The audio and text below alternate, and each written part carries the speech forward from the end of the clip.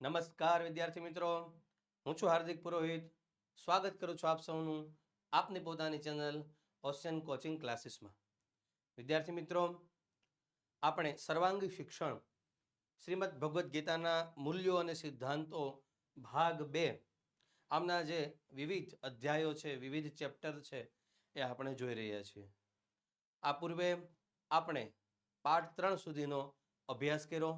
આ પાઠની અંદર આપણે આગળનો જે પાઠ છે, પાઠ 4, મને આત્મજ્ઞાન જ જોઈએ, આ પાઠનો આપણે અભ્યાસ કરવાના છીએ. આ પાઠની અંદર ભારતીય સંસ્કૃતિમાં દાન અને યજ્ઞનું વિશેષ મહત્વ આપવામાં આવ્યું છે. આપ સૌ જાણો છો, દાન તો પ્રિય અને શ્રેષ્ઠ નું જ હોઈ શકે. દાન છે એક પ્રિય અને શ્રેષ્ઠ, આ બે વસ્તુનું હોઈ શકે. પરંતુ વિશ્વજીત નામના યજ્ઞમાં આપણે જે પહેલો પાઠ ભણ્યા હતા એની અંદર અલગ અલગ યજ્ઞોની વાત કરી હતી. વાજપેયી યજ્ઞ, એ બાદ વિશ્વજીત યજ્ઞ, બૃહસ્પતિ સૌ નામનો યજ્ઞ વગેરે વગેરે. તો જે વિશ્વજીત યજ્ઞ જે પહેલા પાઠમાં રઘુરાજાએ કર્યો હતો અને પોતાનું સર્વસ્વ દાન કરી દીધું હતું, એવો વિશ્વજીત યજ્ઞ છે એ ઉદ્દાલક નામના એક ઋષિ કરી રહ્યા છે. પણ જ્યારે દાનમાં બધી ગાયો આપી દેવાની હોય ત્યારે જે પિતા, જે આ ઉદ્દાલક છે, એ દુબળી અને વસુકી ગયેલી ગાયોનું દાન કરે છે, કે જે સાવ દુબળી છે અને હવે દોવા પણ નહીં દે એવી જે ગાયો છે એમનું દાન કરે છે. આ જોઈને પિતા અનંદાલોકમાં જશે. આ અનંદાલોક એટલે નરક. અનંદાલોકમાં જશે એવું વિચારી એમને બચાવતો નચિકેતા જે છે, એ નચિકેતા યમલોકમાં પહોંચે છે. તેજસ્વી ભારતીય બાળકોમાં એમનું સ્થાન છે નચિકેતાનું. નચિકેતા નામ તમે ખૂબ સાંભળ્યું છે. નિડરતાથી ગાય, હાથી, ઘોડા, ધન સંપત્તિ યમરાજાએ ઘણી બધી એમને લાલચ આપી, છતાં તેઓ ડેગા નથી અને એમને બદલે પવિત્ર કરનારું અને અક્ષય ફળ આપનારું જે આત્મજ્ઞાન છે, એ આત્મજ્ઞાન પ્રાપ્ત કરવા માટે તેને વાત કરે છે. આવી સુંદર કથા અહીંયા આ પાઠમાં આપેલી છે. ભગવદ્ ગીતાના 9મા અધ્યાયના 2જા શ્લોકમાં નચિકેતાની જેવી ઈચ્છા છે એવા જ્ઞાનની વાત કરવામાં આવી છે. શ્લોક છે ભગવદ્ ગીતાનો 9મા અધ્યાયનો 2જો શ્લોક. રાજવિદ્યા રાજગુહ્યમ પવિત્રમિદમુત્તમમ પ્રત્યક્ષાવગમમ ધર્મ્યમ સુસુખમ કર્તુમવ્યયમ. આ શ્લોકની અંદર કહેવામાં આવ્યું છે કે આ જે જ્ઞાન છે કેવું છે? રાજવિદ્યા, બધી વિદ્યાઓમાં રાજા, એટલે કે જેટલી પણ વિદ્યાઓ છે એમાંથી એ સર્વશ્રેષ્ઠ છે. રાજગુહ્યમ, ગુહ્યનો અર્થ થાય છે ગુપ્ત. તો જેટલી પણ ગુપ્ત રાખવા જેવી કિંમતી વસ્તુઓ છે એમાં સૌથી એ ગુહ્ય છે. પવિત્રમ, આ ખૂબ જ પવિત્ર છે. ઇદમ ઉત્તમમ, ઇદમ એટલે આ, એટલે કે જ્ઞાનની વાત કરે છે. કેવું છે? ઉત્તમમ, ખૂબ જ ઉત્તમ છે. પ્રત્યક્ષાવગમમ, એક તો કેવું છે કે પ્રત્યક્ષ ફળ આપવા વાળું છે. અને અવગમમ ધર્મ્યમ, પ્રત્યક્ષ પ્રમાણ વાળું છે. ધર્મ્યમ એટલે કે ધર્મના ફળ સ્વરૂપ છે. સુસુખમ એટલે કે એકદમ સુગમ છે. અને કર્તુમ અવ્યયમ એટલે કે એ અક્ષય ફળ આપનારું છે, અવ્યય છે, જેનો ક્યારે નાશ થતો નથી. જ્ઞાનનો ક્યારે નાશ થતો નથી. આપણા શાસ્ત્રોમાં તો એમ કીધું, કદાચ વૃદ્ધત્વ આવી જાય છતાં પણ આપણે ભણવું જોઈએ. કીધું હવે ભણીને શું કામ? તો કે આ જન્મે નહીં તો આવતા જન્મે સુલભા સાન્ય જન્મની, એમ સુભાષિતમાં કીધું. આવતા જન્મની અંદર પણ એ ફળ આપે છે, આપે છે ને આપે જ છે. એટલા માટે જ્ઞાન આપણે જોઈએ. ઘણા નાની ઉંમરની અંદર એટલા બધા જ્ઞાની હોય, એટલી બધી માહિતી હોય, એટલું બધું એમને આવડતું હોય. આ જન્મનું ના હોઈ શકે, પૂર્વ જન્મનું પણ જ્ઞાન સાથે રહે છે. એટલા માટે આપણે જ્ઞાનની પ્રાપ્તિ માટે થઈ અને સતત પ્રયત્નરત રહેવું જોઈએ. પાઠની શરૂઆત કરીએ. પહેલાના સમયની અંદર ભારત વર્ષની બધી જ દિશાઓ એ વેદ મંત્રોથી ધ્વનિ એ ગુંજતો હતો. બધી દિશામાં વેદ મંત્રોનો ધ્વનિ ગુંજતો હતો. સતત રાજસૂય, અશ્વમેધ જેવા યજ્ઞો છે થતા હતા. અને એ યજ્ઞોથી વાતાવરણ છે પવિત્ર થતું હતું. વિજ્ઞાન પણ સ્વીકારે છે કે યજ્ઞથી વાતાવરણની શુદ્ધિ થાય છે. યજ્ઞની અંદર જે આહુતિઓ આપવામાં આવે, જે ઔષધિઓનો હોમ કરવામાં આવે, એનાથી વાતાવરણ શુદ્ધ થઈ જાય છે. તો એ પહેલાના સમયની અંદર એટલી શુદ્ધતા વાતાવરણની હતી, વાતાવરણ પવિત્ર રહેતું હતું. એ સમયમાં ઉદ્દાલક નામના એક ઋષિ હતા. એ ઉદ્દાલક ઋષિએ વિશ્વજીત નામનો એક યજ્ઞનો પ્રારંભ કર્યો. એ યજ્ઞ સ્થળે એમનો પુત્ર નચિકેતા, એ નચિકેતા પણ ઉપસ્થિત છે. એ પણ યજ્ઞશાળામાં આ બધા યજ્ઞના દર્શન કરતો હતો. શું બને છે? યજ્ઞના નિયમ પ્રમાણે યજમાને પોતાનું સર્વસ્વ દાન કરવાનું હોય છે. એટલે પોતાની પાસે કોઈ સંપત્તિ ના રાખવાની હોય, બધી સંપત્તિ દાનમાં આપી દેવાની હોય છે. સર્વસ્વ દાન કરવાનું હોય. એમાં ઉદ્દાલક પાસે ગોધન હતું.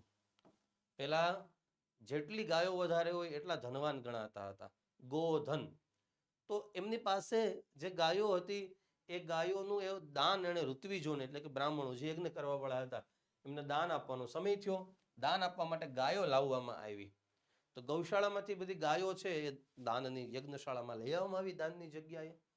પણ તમે બધી ગાયોને જોઈ શકો છો, બધી જો દુબળી છે, ચાલી પણ નથી શકતી એવી લૂલી, લંગડી, દુબળી આવી ગાયોને લઈ આવવામાં આવી. નચિકેતાએ ગાયોને જોઈ.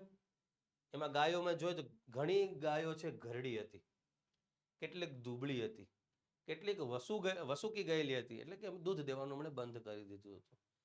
કેટલીક તો સાવ ઘરડી હતી, હવે પછી વિયાઈ શકે, પછી દૂધ દઈ શકે એવી સ્થિતિમાં પણ નહોતી, એમની ઉંમર પણ થઈ ગઈ હતી, એવી ગાયો હતી.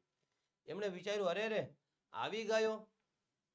નચિકેતા વિચારે છે કે આવી ગાયોનું દાન દેવાય. દાન તો પ્રિય વસ્તુનું હોય, દાન તો ઉત્તમ વસ્તુનું હોય, અને દાન તો શ્રેષ્ઠનું જ હોઈ શકે. આવા દાનથી પિતા અનંદા લોકમાં જશે, નરક વગેરે આ યજ્ઞ કરવાનું સારું ફળ તો નહીં મળે, ઉલટાનું નરક વગેરે મળશે. મારા પિતાજીને આવું વિચારે છે. મારે તેમને અટકાવવું જોઈએ, ભલે મારે તેના માટે કાંઈ પણ કરવું પડે, એવો વિચાર એ નચિકેતા છે મનોમન કરે છે. મનોમન નિશ્ચય કરી પિતાની પાસે જાય છે. પિતાને કહેવા લાગ્યા, હું તો આપને કેટલો બધો વાલો છું, મારું દાન તમે કોને કરશો? બધું દાનમાં દઈ દેવાનું હોય. તો પિતા ઉદ્દાલકને કહે છે, હું તમારો પુત્ર છું, મારું પણ દાન કરી દો. તમે મને કોને દાનમાં આપશો? આવો એ બાળક નચિકેતા પ્રશ્ન પૂછે છે. નચિકેતાએ ફરીથી કીધું, પિતાજી મારું દાન કોને કરશો? એકને એક પ્રશ્ન બોલતા લ્યા. ઋષિ ઉદ્દાલક કઈ બોલતા નથી. એકને એક પ્રશ્ન કરે છે નચિકેતા. ઉદ્દાલક ઋષિ કશું બોલતા નથી. પણ જ્યારે વારંવાર એકને એક વાત કરવામાં આવી, ત્રીજી વારે એ વાત કરવામાં આવી, એટલે નચિકેતા પાછો કે મને કોને દાનમાં આપશો? પિતા જે એમના છે ઉદ્દાલક ખૂબ જ ગુસ્સે થઈ જાય છે, અને ગુસ્સે થઈને કહે છે, જા મેં તને મૃત્યુને દાનમાં આપ્યો, મૃત્યવેત્વા દદામી, હું તને મૃત્યુને દાનમાં આપી દઉં છું, જા તું યમરાજા પાસે જતો રહે. આવું ગુસ્સાથી બોલી તો ગયા, પણ પછી અફસોસ થયો. નચિકેતા વિચારવા લાગ્યા, મેં એવું તે શું કર્યું કે મને યમરાજાને દાનમાં આપી દીધો? પછી યમરાજાનું કોઈ કાર્ય મારે સિદ્ધ કરવાનું હશે એવું એમને લાગ્યું. અથવા તો સંભવ છે કે પિતાજી ક્રોધના આવેશમાં બોલી ગયા છે, પણ પિતાજીના મુખમાંથી આ વાત નીકળી ગઈ છે, એટલા માટે પિતાના વચનનું પાલન કરવું તો ફરજિયાત છે. હું યમરાજા પાસે જતો રહીશ. આવું મનોમન નચિકેતા છે વિચારે છે. આકરા વચન બોલાઈ ગયા પછી ઉદ્દાલક છે ખૂબ દુઃખી થઈ ગયા. પણ બોલાઈ ગયા પછી શું કરવું? પહેલાનો સમય હતો, એ બોલીને બદલી જવું એ પહેલાનો સમય નહોતો. એકવાર બોલાઈ ગયું એટલે પૂરું. ઉદ્દાલકને અફસોસ થાય છે, બોલી તો ગયો, પણ હવે શું કરવું? ઋષિકુમાર નચિકેતા એ પિતાને આશ્વાસન આપ્યું, પિતાજી જે ભગવાનની મરજી હશે એ પ્રમાણે તમારા મુખમાંથી વચન નીકળ્યું છે, તમે ચિંતા ના કરો. જીવનના મોહના કારણે કર્તવ્યનો ત્યાગ કરવો જોઈએ નહીં. તમે જ્યારે એકવાર મુખમાંથી કહી દીધું છે મૃત્યુવેત્વા દદામી, મૃત્યુને હું તને સોંપું છું, મૃત્યુ પાસે તું જતો રહે, તો પછી હવે આપણે એમાં બદલાય નહીં. આપ શોક ન કરો, પૂર્વજોની જેમ હું પણ સત્યનું પાલન કરીશ, તમે મને જવાની આજ્ઞા આપો. એ પછી દુઃખી એવા ઋષિ જે ઉદ્દાલક છે, એમની દીકરાની નચિકેતાની કર્તવ્ય પરાયણતા જોઈ અને યમરાજા પાસે જવાની અનુમતિ આપે છે. અને આ જે દીકરો છે એ યમરાજા પાસે જવા માટે થઈ અને નીકળે છે. યમરાજા પાસે યમનું જે સદન છે ત્યાં આવે છે. અલગ અલગ દેવતાઓના અલગ અલગ નિવાસ હોય છે. યમરાજા છે જેમ ઇન્દ્ર છે તો એમનું સ્વર્ગ છે, વરુણદેવ છે તેમનો વરુણ લોક છે, એમ જે યમરાજા છે એમાં સંયમની નામનું એમનો લોક છે. તો યમની જે સંયમની નામની નગરી છે ત્યાં છે નચિકેતા જાય છે, યમ સદન પહોંચે છે. સદન એટલે થાય ઘર, તો યમ સદન એટલે યમરાજાના ઘરે પહોંચે છે. પરંતુ યમરાજા છે ઘરે હતા નહીં, બહાર ગયા હતા. સેવકોએ કીધું કે યમરાજા તો બહાર ગયા છે, તમે કંઈક પ્રસાદ વગેરે ખાઓ, પાણી પીવો. અને નચિકેતા સ્વીકાર કરતા નથી. અને નચિકેતા ત્યાં દરવાજાની બાજુમાં બેસી જાય છે. 3 દિવસ સુધી યમરાજા છે આવતા નથી. 3 દિવસ સુધી ભૂખા અને તરસા એવા નચિકેતા છે એ દરવાજા આગળ બેસી રહે છે. જ્યારે યમરાજા છે પાછા આવે છે ત્યારે પત્નીએ કીધું અને જે પ્રધાન હતા એમણે કીધું, જે રાજના જે દ્વાર ઉપર દ્વારપાળો હતા એમણે કીધું કે આ બાળક છે અતિથિ 3 દિવસથી આપની રાહ જોઈને અહીંયા જ ભૂખ્યો અને તરસ્યો બેઠો છે. અને શાસ્ત્રોમાં એવું કહ્યું છે કે જેના ઘરે કોઈ ભૂખ્યું કે તરસ્યું જેના ઘરેથી જાય તો એમનું ક્યારેય સારું થતું નથી. કોઈ પણ આવે એ વ્યક્તિ ભૂખ્યું તરસ્યું જવું ના જોઈએ આપણા ઘરેથી. અને જો એવું થાય છે તો જો કોઈ અતિથિનું અપમાન થાય, એમને ભોજન ના મળે તો ઘરની સમૃદ્ધિનો નાશ થાય. આના નિવારણ માટે આપણે જાતે જ એમની સેવા કરવી જોઈએ. આ સાંભળી યમરાજા પોતે પણ નચિકેતા પાસે ગયા, એમને ફલાહાર આપે છે, જમવાનું આપે છે અને કહે છે, હે બાળ અતિથિ, તમે આદર સત્કાર કરવા યોગ્ય હોવા છતાં પણ મારા ઘરમાં 3 રાત સુધી જમ્યા વિના રહ્યા છો. એના બદલામાં એક એક કરીને તમે 3 વરદાન માંગો. 3 રાત 3 દિવસ તમે વિતાવ્યા ભૂખા તરસા, એટલે હું તમને 3 વરદાન આપું છું. તમે 3 વરદાન માંગી લો. એવા સમયે નચિકેતા છે એ પહેલું વરદાન માંગે છે. આમ જોવા જાવ તો આ ત્રીજું છેલ્લું વરદાન છે, પણ અહીંયા પહેલું વરદાન. હે મૃત્યુદેવ, મારા પિતાજી મારા કારણે અશાંત અને દુઃખી છે. તેઓ મારા પ્રતિ ક્રોધરહિત થઈ જાય, શાંત ચિત્તવાળા થઈ જાય, બધી રીતે સંતુષ્ટ થાય અને હું આપની સંમતિથી જ્યારે ઘરે જાઉં તો મને સ્વીકારી અને પહેલાની જેમ પ્રેમપૂર્વક વર્તે અને આજે આખી ઘટના ઘટી છે એમને ભૂલી જાય. આવું પહેલું વરદાન માંગે છે. બીજું વરદાન તથાસ્તુ કહી દીધું યમરાજાએ.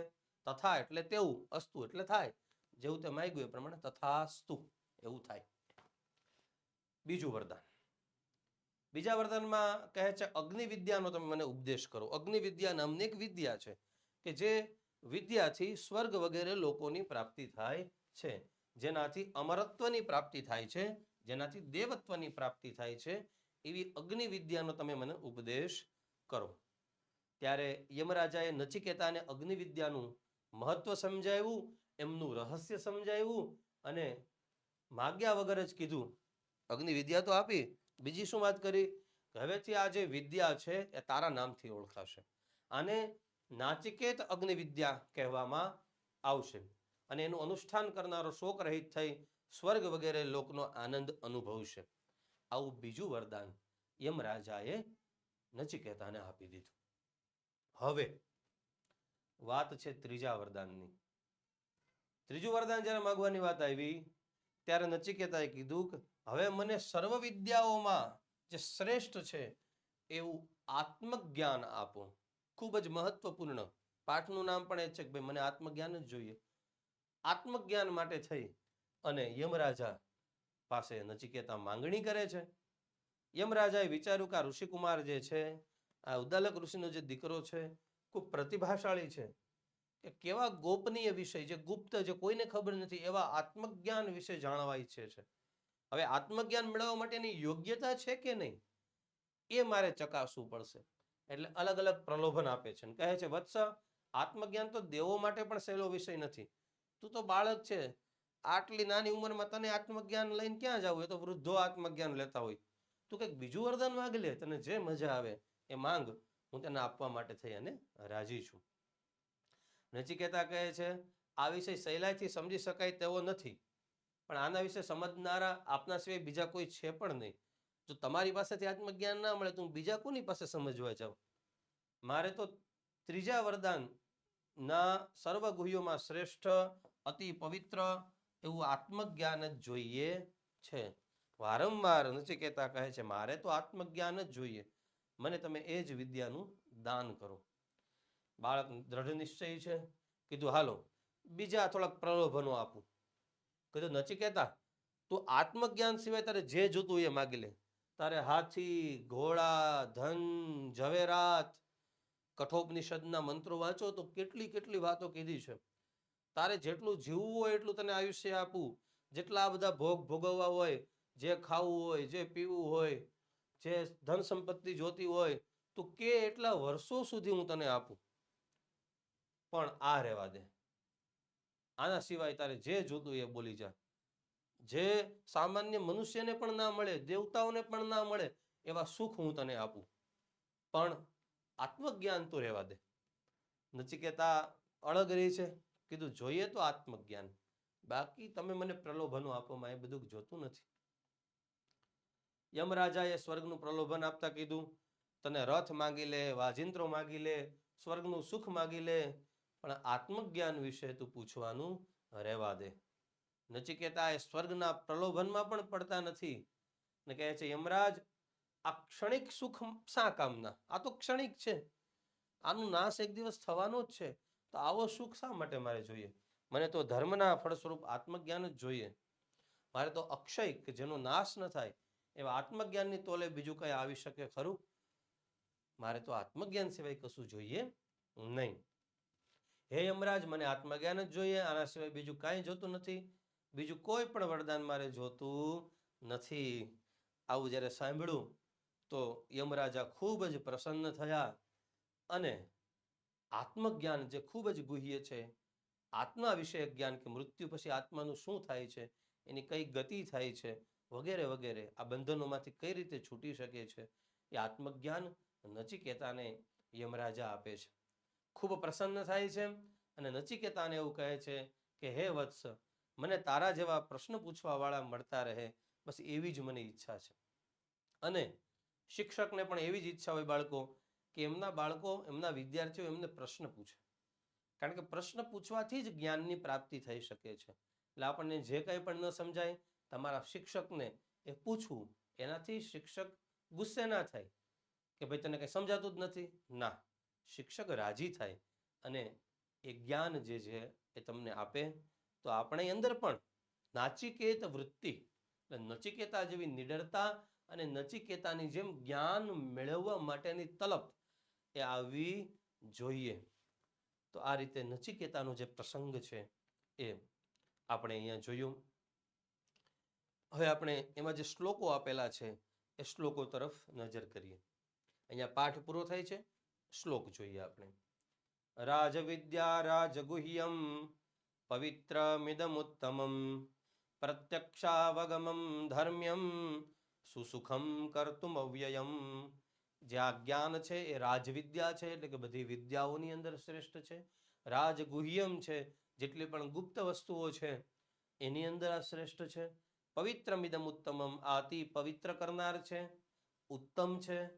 પ્રત્યક્ષ, પ્રત્યક્ષ અને પરોક્ષ બે વસ્તુ હોય. પ્રત્યક્ષ એટલે આપણી સામે જ પ્રત્યક્ષ જ ફળ આપવા વાળું છે, પ્રમાણવાળું છે. ધર્મ્યમ એટલે કે ધર્મથી યુક્ત છે, ધર્મના ફળ સ્વરૂપ છે. સુસુખમ એટલે કે બહુ સુગમ છે. અને કર્તુમ અવ્યયમ અક્ષય ફળદાયક છે. ચાલો આ રીતે આપણે શ્લોક જોયું. શબ્દાર્થ તમે જોઈ શકો છો અને શ્લોકનો અભ્યાસ કરી શકો છો. બીજો શ્લોક, આ શ્લોક ચોથા અધ્યાયનો 10મો શ્લોક છે. આ વીતરાગ ભયક્રોધા મન્મયા મામુપાશ્રિતાઃ બહવો જ્ઞાન તપસા પૂતા મદભાવમાગતાઃ. કીધું કે જે મારા શરણમાં છે, મામ ઉપાશ્રિતાઃ, જે મારું આશ્રય લે છે, મારા શરણે આવે છે. ભગવાન કહે છે કેવા હોય છે? વીત, વીત એટલે જતું રહ્યું છે જેમનું. વિશેષેણ ઈત ગતઃ, જેમના જતા રહ્યા શું શું? રાગ, એટલે જેની અંદર રાગ નથી રહ્યો, એટલે કે જે રાગથી દૂર થઈ ગયા છે, આસક્તિથી દૂર થઈ ગયા છે. ભય એટલે ડર, ક્રોધા એટલે ક્રોધ, મનમયા મારાથી જે યુક્ત છે અને મારા જે આશ્રય છે, અનન્ય ભાવથી જે ભગવત પરાયણ છે એવા બહવહ એટલે ઘણા બધા લોકો, ઘણા બધા ભક્તો, જ્ઞાન તપસા જ્ઞાન અને તપથી અથવા તો જ્ઞાન રૂપી તપથી, પૂતા પૂતનો અર્થ થાય છે પવિત્ર, એ લોકો પવિત્ર છે. પૂતનો એક અર્થ થાય સંતાન પણ થાય, અહીંયા પૂતનો અર્થ થાય છે પવિત્ર. મદભાવ માગતા, મારા ભાવને પ્રાપ્ત કરી ગયા છે, મારા સ્વરૂપને પામે છે. તો જે ભય ક્રોધ વગેરેનો ત્યાગ કરે છે, ભગવાનનો આશ્રય લે છે, ભગવાન કહે છે એ મને પ્રાપ્ત કરે છે. ચાલો આગળના શ્લોક તરફ આપણે જઈએ. આ શ્લોક ચોથા અધ્યાયના 15મો શ્લોક છે. એવં જ્ઞાત્વા કૃતમ કર્મ પૂર્વૈરપી મુમુક્ષુભિઃ કુરુ કર્મેવ તસ્માત્ ત્વં પૂર્વે પૂર્વતરમ કૃતમ. પૂર્વના સમયે પૂર્વૈહિ અપી એટલે પહેલાના સમયમાં અર્જુનને શ્રી કૃષ્ણ કહે છે મુમુક્ષુભિઃ, મુમુક્ષુ એટલે શું? જેમને મોક્ષની ઈચ્છા હોય, આ સંસારના બંધનોમાંથી છૂટીને જેમને મોક્ષ પ્રાપ્ત કરવો છે, એવા લોકો પહેલાના સમયે એવા મુમુક્ષુઓએ પણ એવમ જ્ઞાત્વા, એવમ એટલે આવી રીતે, જ્ઞાત્વા એટલે જાણીને, કૃતમ કર્મ, કર્મ કૃતમ એમણે કર્મ કરેલું છે, એટલે કે સારું કર્મ એમણે કરેલું છે. કુરુ કર્મેવ તસ્માત્ ત્વં એટલા માટે તું પણ પૂર્વજોની જેમ, પૂર્વૈહિ પૂર્વતરમ કૃતમ, જે પૂર્વજોએ જે કર્મ કર્યું છે એવું સારું કર્મ તું પણ કર. જે આપણા વડીલો સારા કર્મ કરીને ગયા છે એવું સારું કર્મ તું પણ કર, એવું અર્જુનને ભગવાન શ્રી કૃષ્ણ સમજાવે છે. આગળના શ્લોકમાં ચોથા અધ્યાયના 33મા શ્લોકમાં ભગવાન કહે છે શ્રેયાન દ્રવ્યમયાદ યજ્ઞાજ જ્ઞાન યજ્ઞ પરંતપ સર્વં કર્માખિલમ પાર્થ જ્ઞાને પરિસમાપ્યતે. હે પાર્થ, હે અર્જુન, હે પરંતપ, હે પરમ તપ કરવા વાળા, સાંસારિક વસ્તુઓ વડે સિદ્ધ થનાર યજ્ઞથી જ્ઞાન યજ્ઞ શ્રેષ્ઠ છે. શ્રેયાન દ્રવ્યમયાદ યજ્ઞાત, દ્રવ્ય વગેરે આહુતિ વગેરેથી કરવામાં જે યજ્ઞ આવે છે એનાથી શ્રેયાન, એનાથી શ્રેષ્ઠ છે શું? જ્ઞાન યજ્ઞ. જ્ઞાન યજ્ઞ છે શ્રેષ્ઠ યજ્ઞ. જ્ઞાન યજ્ઞ એટલે શું? તો કે ભણવું ભણાવવું વગેરે જ્ઞાન યજ્ઞ છે. સર્વમ કર્માખિલમ પાર્થ, હે પાર્થ, આ સઘળા કર્મ છે એ જ્ઞાને પરિસમાપ્યતે, જ્ઞાનની અંદર જ સમાયેલા છે. એટલે અંતે તો છેલ્લે આપણે જ્ઞાન પ્રાપ્ત કરવાનું છે. આવા જ્ઞાનનો મહિમા છે ભગવાન શ્રી કૃષ્ણ ગીતાજીમાં આપણને સમજાવે છે. આગળનો શ્લોક છે 4.34, ચોથા અધ્યાયનો 34મો શ્લોક. આપણે કોઈ પાસે જ્ઞાન મેળવવું હોય તો કઈ રીતે મેળવવું એની રીત શ્રી કૃષ્ણ સમજાવે છે. તદ્વિદ્ધિ પ્રણિપાતેન પરિપ્રશ્નેન સેવયા ઉપદેક્ષ્યન્તિ તે જ્ઞાનમ જ્ઞાનિનસ્તત્વદર્શિનઃ. આપણે કોઈની પાસે જ્ઞાન મેળવવું હોય તો પેલા તદ્વિદ્ધિ, એની એક વિધિ છે. શું વિધિ છે? વિધિ એટલે જાણો, તદ્વિદ્ધિ એટલે જ્ઞાનને જાણો. પ્રણિપાતેન, ત્રણ વસ્તુ કરવાની. જઈને પેલા પ્રણામ કરવાના, નમસ્કાર કરવાના, જેમની પાસેથી આપણે જ્ઞાન લેવું છે એની પાસે. પરિપ્રશ્નેન, એ બાદ પ્રશ્ન પૂછવાનો, અને એ બાદ સેવયા, એમની યથાયોગ્ય સેવા કરવાની. તો જ્ઞાનને મેળવવા માટે થઈ પ્રણામ કરવા, એમની સેવા કરવી, વિવિધ પ્રશ્નો પૂછવા. ઉપદેક્ષ્યન્તિ તે જ્ઞાનમ, પછી એ લોકો જે છે કોણ? તો કે જ્ઞાની ન, જેમની પાસે જ્ઞાન છે, જે તત્વદર્શી છે, એટલે એવા મોટા જ્ઞાની વાળા, નોલેજ વાળા પર્સન, લોકો. એક જ્ઞાની એ જે તત્વજ્ઞાની હશે એ તમને ઉપદેક્ષ્યંતિ જ્ઞાનમ, એ તમને જ્ઞાનનો ઉપદેશ કરશે. તો આ રીતે વિદ્ધિ, વિદ્ધિ એટલે જાણ, તદ વિદ્ધિ, આ રીતે તું જાણ. કોઈને પણ પ્રશ્ન પૂછ્યો તો સીધો નહીં પૂછવાનો, વિનમ્રતાથી એમને પ્રશ્ન પૂછવાનો, એમને પ્રણામ કરવાના અને એ પછી એમનો જવાબ સાંભળવાનો. આ એક પ્રશ્ન કઈ રીતે પૂછો, જ્ઞાન કઈ રીતે મેળવવું, ભગવાન શ્રી કૃષ્ણ આપણને સમજાવે છે. આગળ જોઈએ 13મા અધ્યાયનો 17મો શ્લોક. જ્યોતિષામપિ તજ્જ્યોતિઃ તમસઃ પરમુચ્યતે જ્ઞાનમ જ્ઞેયમ જ્ઞાનગમ્યમ હૃદિ સર્વસ્ય વિષ્ઠિતમ. કીધું તત્ એટલે કે તે જે બ્રહ્મ છે, તે જ્ઞાન જે છે એ સૂર્ય આદિ પ્રકાશકોનો પણ પ્રકાશ છે. જ્યોતિષામપી જ્યોતિ, સૂર્ય વગેરે પણ એક પરમાત્માથી જ પ્રકાશિત થાય છે. તમસઃ પરમ ઉચ્યતે એટલે કે એ અજ્ઞાનથી પણ પર છે, અજ્ઞાનથી પણ આગળ છે. જ્ઞાનમ જ્ઞેયમ જ્ઞાનગમ્યમ એટલે કે જે જ્ઞાન સ્વરૂપ છે, પરમાત્મા છે, જ્ઞાન સ્વરૂપ છે. જ્ઞેય એટલે જાણવા જેવું, પરમાત્માને જાણવા જોઈએ. જ્ઞાનગમ્ય એ પરમાત્મા જે છે જ્ઞાનથી જ જાણી શકાય છે. હૃદિ સર્વસ્ય વિષ્ઠિતમ અને એ બધાયના હૃદયની અંદર પરમાત્મા બેસેલા છે. આવું ભગવાન આપણને સમજાવે છે. ચાલો હવે આપણે આગળનો શ્લોક જોઈએ 13મા અધ્યાયનો 18મો શ્લોક. ઇતિ ક્ષેત્રમ તથા જ્ઞાનમ જ્ઞેયમ ચોક્તમ સમાસતઃ મદ્ભક્ત એત વિજ્ઞાય મદ્ભક્ત એતદ વિજ્ઞાય મદ્ભાવાયોપપદ્યતે. એ પ્રમાણે ક્ષેત્ર તથા જ્ઞાન અને જ્ઞેયનું સ્વરૂપ ટૂંકમાં કહ્યું, એ જાણીને મારો ભક્ત મારા સ્વરૂપને પામે છે.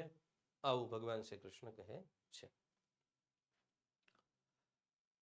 આગળનો શ્લોક.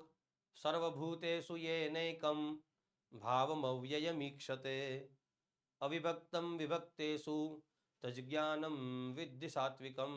જે જ્ઞાનથી જુદા જુદા સઘળા પ્રાણીઓમાં વિભાગ રહિત અખંડ એવા અવિનાશી જે પરમાત્મા છે, એક પરમાત્મા સ્વરૂપને જુએ છે, તે જ્ઞાનને સાત્વિક જ્ઞાન જાણ.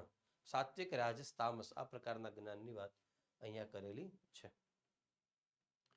હવે પ્રવૃત્તિ જોઈએ. મિત્રો સાથે ચર્ચા કરવાની છે. જ્યારે કોઈ તમારા પર ગુસ્સો કરે તો આ રીતે પાઠનો ભાગ પૂર્ણ થયો. હવે પ્રવૃત્તિ શરૂ થાય છે. જ્યારે પણ કોઈ વ્યક્તિ તમારા પર ગુસ્સો કરે તો તમે શું કરશો, આ આપણે જોવાનું છે. કોઈ આપણા જેમ નચિકેતા ઉપર એમના પિતાએ ગુસ્સો કર્યો તો શું કરવું, આપણે સામે ગુસ્સે થઈ જવું નહીં. જ્યારે કોઈ પણ આપણા ઉપર ગુસ્સો કરે, સ્વાભાવિક છે, આપણને પણ એના ઉપર ગુસ્સો આવે, પણ આપણે ગુસ્સો કરવાનો નથી. અને એ સમયે આપણે પૂરતા શાંત થઈ જઈએ, ગુસ્સો ન કરીએ. અને એ સમય થોડોક જ સમય હોય, એટલા માટે જો આપણે ગુસ્સો ન થઈ જઈએ એટલા પૂરતા, તો પછી આપણે ઘણા અનિષ્ટો ટળી જાય. એટલે આપણું ઘણું નુકસાન છે એ અટકી જાય છે. કારણ કે ગુસ્સો કરવાથી વ્યક્તિ પોતાને જ નુકસાન કરે છે. ગરમ અંગારા છે કોઈ ઉપર જ્યારે આપણે પકડીને ફેંકીએ, આપણો હાથ જ પેલા દાઝે છે. તો કોઈ ઉપર ગુસ્સો કરવો જોઈએ નહીં, શાંત રહેવું જોઈએ. આવું આપણને શીખવા મળે છે. તમારા ઘરેથી કઈ કઈ વસ્તુ કોઈને ભેટ અને દાનમાં આપવામાં આવે છે ને ક્યારે ક્યારે? સ્વાભાવિક છે, દિવાળી ઉપર કપડાં વગેરે જે જરૂરિયાતમંદ ગરીબ હોય એમને અપાતા હોય છે. એ સિવાય જન્મદિવસ ઉપર, આપણા ઘરે કોઈ સારો પ્રસંગ હોય ત્યારે આપણે દાન આપતા હોઈએ છીએ. તો દાન આપવું આપણી ભારતીય સંસ્કૃતિ છે. આપણી પાસે જેટલું છે, કોઈને આવશ્યકતા હોય તો આપણે યથાશક્તિ દાન આપવું જોઈએ. તમારે પણ કહેવાનું છે તમારા શિક્ષકને કે તમે ક્યારે ક્યારે દાન આપો છો. આપણે ત્યાં બાળક અને બાલિકાઓને બટુક ભોજન પણ થતું હોય, બાલિકાઓને જમાડવામાં આવે છે. આ બધો દાનનો જ એક પ્રકાર છે. મહેમાનનું બાળક તમારું મનગમતું રમકડું પોતાને ઘરે લઈ જવા જીદ કરે તો તમે શું કરશો? તમે હોય તો શું કરો? તમે કહેશો, સામે જીદ કરશો, નહીં હું તો લઈ જ નહીં જવા દઉં, મને બહુ ગમે છે. ના, આ યોગ્ય નથી. જો મહેમાનનું બાળક છે, રમકડું માગે છે, તો આપણે એને પ્રેમથી આપી દેવું જોઈએ. શા માટે આપી દેવું જોઈએ? પહેલી વસ્તુ કે નાનું બાળક છે, એટલા માટે એ રમશે તો સારી વાત છે. આપણે થોડા મોટા થઈ ગયા, સમજુ થઈ ગયા છે, તો એ વસ્તુ એને આપી દેવી જોઈએ. બીજી વાત છે, એ મહેમાનનું બાળક છે એટલે, અને એક તો નાનું બાળક છે, ભગવાનનું રૂપ કહેવામાં આવે છે. ઉપરથી અતિથિ દેવો ભવ એમ કીધું આપણા શાસ્ત્રોમાં. અતિથિને દેવ માનવાના છે, સ્વયં ભગવાન માનવાના છે. તો આપણે એને એ વસ્તુ આપી દેવી જોઈએ. આપણે ત્યાં શેઠ સગાળસાને જે વાત છે ત્યાં બિલખાની અંદર જે થઈ ગયા, તો એમને પોતાના દીકરા ચેલૈયો એમને દાનમાં આપી દીધેલો. જલારામજીએ પોતાની પત્નીનું દાન સંતને કર્યું હતું, વગેરે કથાઓ છે દાનની. તો આપ કોઈ વસ્તુ માગે છે, જો એ નાનું બાળક આપણું રમકડું, તો આપણે એમને આપી દેવું જોઈએ, અને આ એમનું કારણ છે. ચોથા પ્રશ્ન તરફ આગળ વધીએ. તમને જરૂરી કોઈ વસ્તુના બદલે બીજી કોઈ આકર્ષક વસ્તુ આપવા કહે તો તમે એ લેશો કે એ નહીં સ્વીકારો? આનો જવાબ એવો હોઈ શકે કે જો એ બીજી વસ્તુ આપણને આપે છે, એનાથી આપણું કામ ચાલી જતું હોય, તો આપણે એનો સ્વીકાર કરવો જોઈએ. પણ ખાલી આકર્ષક છે એ જોઈ અને એ વસ્તુ લેવી જોઈએ નહીં, એનો જવાબ હોઈ શકે. એ વસ્તુથી કામ થઈ જતું હોય તો લઈ લેવી જોઈએ, પણ એ કેવળ આકર્ષક છે એટલા માત્રથી લઈ લેવી જોઈએ નહીં. આ આમનો જવાબ છે. પાંચમો પ્રશ્ન, તમારે એકલા જ જવાનું હોય તો તમે કયા કયા સ્થળે જઈ શકો કે તમને ડર લાગે નહીં? તો આપણે એકલા જ જો જવાનું હોય તો શાળા વગેરે કે ટ્યુશન વગેરેમાં જ્યાં સુરક્ષા છે, જ્યાં સેફટી છે, ત્યાં આપણે જઈ શકીએ. અન્યથા જે સ્થાને ખતરો છે ત્યાં જઈ શકીએ નહીં. ખતરા વગરનું જે સ્થાન હોય ત્યાં આપણે એકલા જઈ શકીએ. જેમ કે જ્યાં ખૂબ જ હિંસક જીવો હોય એવા જંગલ વગેરેમાં એકલા ના જઈ શકીએ, એવા પહાડી વગેરે ક્ષેત્રમાં એકલા ના જઈ શકીએ. જ્યાં સિંહ, દીપડો, વાઘ વગેરે હિંસક પ્રાણીઓ હોય, જ્યાં સર્પ, વીછી વગેરે જીવો જ્યાં ફરતા હોય, એવા ક્ષેત્રમાં એકલા જવું જોઈએ નહીં. ત્યાં આપણને ડર લાગે ખરો. અથવા તો જે સ્થાને આતંકવાદ, ચોરી, લૂંટફાટ વગેરેનો ત્રાસ હોય એવા સ્થાને આપણે જવું જોઈએ નહીં. ત્યાં આપણને ડર લાગે, એ સ્વાભાવિક છે. આગળ જોઈએ. તમે નચિકેતાની જગ્યાએ હોત તો નીચેની પરિસ્થિતિમાં શું કર્યું હોત? તમારે તમારી રીતે જવાબ આપવાનો છે, છતાં આપણે આપવા પ્રયાસ કરીએ છીએ. પિતાજી ઘરડી ગાયો દાનમાં આપી રહ્યા હોય તો તમે શું કરો? આપણે શું કરીએ? આપણે સૌપ્રથમ એમને સમજાવવાનો પ્રયાસ કરીએ. પિતાજી આવું ના કરવું જોઈએ. જો છતાં ના માને તો આપણે બીજા કોઈ પણ રસ્તેથી એમને સમજાવવા પ્રયાસ કરવો જોઈએ. એ સિવાય પિતાજી છે, આપણાથી વડીલ છે, મોટા છે, એમનો અનાદર ના કરવો જોઈએ. પ્રેમથી જો સમજે તો આપણે પ્રયાસ કરવો જોઈએ. પિતાજી તમને મૃત્યુને દાનમાં આપી દે છે તો તમે શું કરશો? તો હવે એ પૂર્વેનો સમય હતો, સત્યયુગનો સમય, કે જ્યારે દેવતાઓ વગેરેને આપણે પ્રત્યક્ષ જોઈ શકતા હતા. સત્યયુગમાં એવું બધું હતું. અત્યારના સમયની અંદર આપણે કોઈ દેવતાઓને પ્રત્યક્ષ આપણે આંખેથી જોઈ શકતા નથી. એટલે અત્યારે આપણે આનો જવાબ આપવો શક્ય નથી કે પિતાજી મૃત્યુને દાનમાં આપે તો આપણે શું કરીએ. તો સમય અનુસાર આનો જવાબ દેવો થોડો મુશ્કેલ છે. તો આપણે સાક્ષાત દેવતાઓને જોઈ શકતા નથી, એટલા વિચાર કરવો અત્યારે શક્ય લાગતો નથી. ત્રીજું, યમ સદન પર જઈ તમને ખબર પડે કે યમરાજ બહાર ગયા છે તો તમે શું કરો? ત્યાં ગયા હોય ને યમરાજ બહાર ગયા હોય તો આપણે શું કરવું? જેવું નચિકેતાએ કર્યું એવું આપણે કરવાનું છે. પ્રતીક્ષા કરવાની છે, વેઇટ કરવાનું છે, અને જ્યાં સુધી ન આવે ત્યાં સુધી આપણે એમની રાહ જોવાની છે. ચાલો, ત્યાંથી જતું રહેવું યોગ્ય નથી, ત્યાં આપણે પ્રતીક્ષા કરવાની છે. આગળ જોઈએ. યમરાજા તમને 3 વરદાન માગવા કહે છે, તમે શું માગશો? તમારે તમારી જાતે બુકમાં લખવાનું તમે શું માંગો, અને પછી તમારા શિક્ષકને બતાવવાનું છે. પણ શું માંગવું જોઈએ? તો આપણે એવું માંગવું જોઈએ કે જે વસ્તુ આજે છે ને કાલે નથી, એવી નાશવંત વસ્તુ માંગવી જોઈએ નહીં. એવું માંગવું જોઈએ કે જે વર્ષો સુધી, અનંતકાળ સુધી આપણી સાથે રહે. નાશવંત વસ્તુ આપણે યમરાજા પાસે માંગવી જોઈએ નહીં. જે કાયમ ટકી રહે એવી વસ્તુ માંગવી જોઈએ. યમરાજા તમને વરદાનના બદલામાં બીજી લાલચ આપે તો તમે શું કરશો? તમારો શું જવાબ હોઈ શકે? આપણા જેવા એવું કહે કે ના તો આપણે લઈ લઈએ, આત્મજ્ઞાન ના મળે તો કાંઈ નહીં. પણ આપણે નાના છીએ એટલે જે આપણને એટલા દરજ્જાની ઊંચી વાત ખબર નથી કે આત્મજ્ઞાનનું શું મહત્વ છે. અમે વિચારશું કે વરદાનના રૂપમાં માગીએ છીએ તેના સ્થાને બીજી જે વસ્તુ મળે લાલચ આપે તો મતલબ કે આપણે એવું વિચારવું જોઈએ કે આના બદલામાં આ માંગવાનું કે છે, એનો મતલબ જે વસ્તુ હું માંગુ છું એ વધારે કિંમતી છે, એટલા માટે એના બદલામાં બીજું માગી લે, પણ આ માગમાં એવું પૂછે, એવું કહે છે યમરાજા. તો અમે એ જ વસ્તુ માગશું જે અમારે જોઈએ છે, અને એ વસ્તુ વધારે અમૂલ્ય છે, એટલા માટે એમની જ અમે યાચના કરીશું. એવા કયા કયા આકર્ષણો છે કે જે તમારું ધ્યાન છે ભણવામાંથી, અભ્યાસમાંથી હટાવી દે છે, એની યાદી બનાવવાની છે. અમુક વસ્તુ આપણે અહીંયા લખી છે. કયા કયા આકર્ષણો છે? એક તો છે મોબાઈલ. તમે વિડીયો વગેરે આ જોતા હોય, આ ઉપકારક પણ છે. આ તમારે ઓશિયન ક્લાસીસ સાથે જોડાવવું છે, આવું સરસ મજાનું સમજવું અને જાણવું છે, તો જરૂર પણ છે. પણ અતિરેક ઉપયોગ વગર આ નકામું છે, તમને ખોટા આકર્ષણ કરે છે. બીજું છે ટીવી વગેરે જેટલા ઉપકરણો છે. એના સિવાય એક છે ખરાબ સંગત, ખરાબ સોબત. એ પણ તમારું અભ્યાસમાંથી ધ્યાન હટાવી દે. એવા ખરાબ મિત્રો તમને મળે જે તમને ભણવામાં ધ્યાન રાખવા દે નહીં. અભ્યાસમાં અરુચિ, એટલે કે ભણવાનું મન ન થાય, અરુચિ થાય, આપણને કંટાળો આવે, બોરિંગ લાગે કાંઈ, તો પણ એ આપણું અભ્યાસમાંથી ધ્યાન હટાવી દે છે. અને સૌથી મુખ્ય છે આળસ.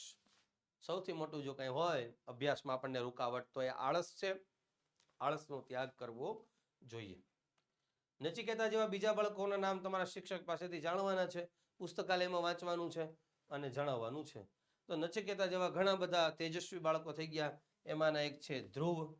એ ધ્રુવ પણ નાની ઉંમરની અંદર તપ કરવા માટે થઈને જતા રહે છે.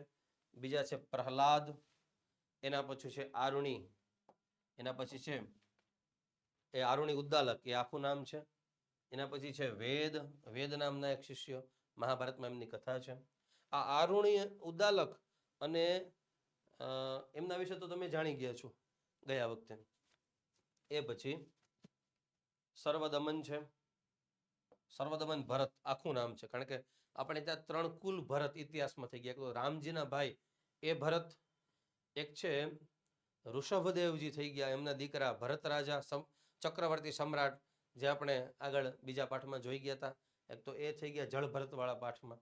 અને એક સર્વદમન ભરત, એ શકુંતલા અને દુષ્યંતના દીકરા, જે નાની ઉંમરમાં એટલા વીર હતા કે નાની ઉંમરની અંદર સિંહને મોઢું ખોલી નાખે, સિંહનું, અને સિંહનું મોઢું ખોલીને કે મારે તારા દાંત ગણવા છે.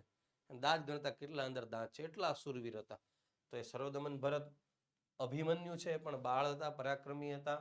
ગુરુ ગોવિંદસિંહના 2 દીકરા, જેના ઉપર બાળ દિવસ આપણે ઉજવીએ છીએ, એ ગુરુ ગોવિંદસિંહ થઈ ગયા. શીખ પરંપરાની અંદર 10 ગુરુઓ થઈ ગયા. એમાં 10મા ગુરુ જે ગુરુ ગોવિંદસિંહજી છે, એમના 2 નાના નાના દીકરાઓ, જેને મુગલોએ બંદી બનાવ્યા અને એમ કીધું કે આ તમારા જે ધર્મ છે એનો તમે ત્યાગ કરી દો, ઇસ્લામ ધર્મનો અંગીકાર કરી લ્યો. ત્યારે એમણે જીવતા મૃત્યુને સ્વીકારી લીધું. દિવાલની અંદર ચણાઈ ગયા, મૃત્યુને સ્વીકાર્યું, પણ પોતાના ધર્મમાંથી ચ્યુત ન થયા, પોતાના ધર્મમાંથી પતિત ન થયા, અને પોતાના ધર્મને વળગી રહ્યા. એવા જોરાવરસિંહ અને ફતેહસિંહ, ગુરુ ગોવિંદસિંહના બંને દીકરાઓ, એમના ઉપરથી બાળ દિવસની ઉજવણી સરકારે ઘોષિત કરી છે. એ સિવાય મહારાણા પ્રતાપ છે, છત્રપતિ શિવાજી મહારાજ છે. આ જે પણ વીરો થઈ ગયા છે એ બાળપણથી જ પરાક્રમી હતા, અને બાળપણથી જ આ નચિકેતા જેવા વૃત્તિવાળા હતા. તો આ રીતે આપણે તમને જણાવીએ છીએ. ચાલો આગળ જોઈએ. જીવન કે મૃત્યુ વિશે તમને કયા કયા પ્રશ્નો થાય છે? યાદી બનાવો, શિક્ષકને પૂછો. ઘણા બધા પ્રશ્નો થાય છે. પહેલા તો શું કોઈ મૃત્યુ વિનાનું હોઈ શકે? કોઈનું મૃત્યુ જ ન થાય એવું કોઈ હોય? આવો પ્રશ્ન થતો હોય. અથવા તો મૃત્યુ થાય પછી શું થાય? પુનર્જન્મ થાય, નવો જન્મ થાય કે નહીં, એના પ્રશ્ન તમને થઈ શકે. અને જો પુનર્જન્મ થાય, પાછો જન્મ લેવો પડે, તો આપણે માણસ જ બનીએ કે બીજા પશુ પક્ષી બનીએ? આવો પ્રશ્ન પણ થઈ શકે. મૃત્યુ પછી સ્વર્ગ કે નરકમાં જવાનું હોય તો સ્વર્ગ અને નરક ક્યાં આવ્યું? આવો પ્રશ્ન આપણને થઈ શકે. મૃત્યુ પામેલી વ્યક્તિ ફરીથી જીવિત થઈ શકે કે મૃત્યુ થઈ ગયું એટલે પૂરું? આવો પ્રશ્ન થઈ શકે. આવા કેટલાય પ્રશ્નો છે. તમને પણ આવા જે પ્રશ્નો થતા હોય તમે તમારા શિક્ષકને જણાવી શકો છો. આવા પ્રશ્નો આપણને થતા હોય છે પુનર્જન્મના વિષયમાં. પુનર્જન્મ વિશે તમે ઇન્ટરનેટના માધ્યમથી જાણો તો ઘણા બધા એવા કેસ બનેલા છે કે આપણને પુનર્જન્મનું એમાં જ્ઞાન મળતું હોય છે. એવા સાચા કિસ્સાઓ આપણને જાણવા મળે છે. આગળ જોઈએ, મૃત્યુ પછી આપણું શું થાય છે વિષયની અંદર વિવિધ ધર્મોમાં પ્રવર્તતી જે માન્યતાઓ છે, તમારા શિક્ષકને પૂછો, ઇન્ટરનેટના માધ્યમથી જાણો, એ આપણે ચર્ચા કરવાની છે. તો અલગ અલગ, જેમ કે હિન્દુ ધર્મ અનુસાર મૃત્યુ થાય એના પછી 12-13 દિવસ પછી ત્યાં જ્યારે વિધિ થઈ જાય એ પછી સ્વર્ગ કે નરકની અંદર જવાનું હોય છે, ત્યાં સજા ભોગવવાની હોય છે. અથવા તો સ્વર્ગ કે નરક, એટલે કે જો સ્વર્ગમાં જવાનું હોય તો આપણા સારા પરિવારમાં જન્મ થાય, નરકમાં દુઃખ ભોગવવાનું હોય તો એવી રીતે પશુ પક્ષી વગેરેમાં આપણો જન્મ થાય, વગેરે વગેરે. એ આપણા હિન્દુ ધર્મની માન્યતા છે. એ સિવાય ઇસ્લામમાં પણ સ્વર્ગ અને નરકની વાત આવી છે. એ લોકો સ્વર્ગને જન્નત કહે છે, નરકને જહન્નુમ કહે છે.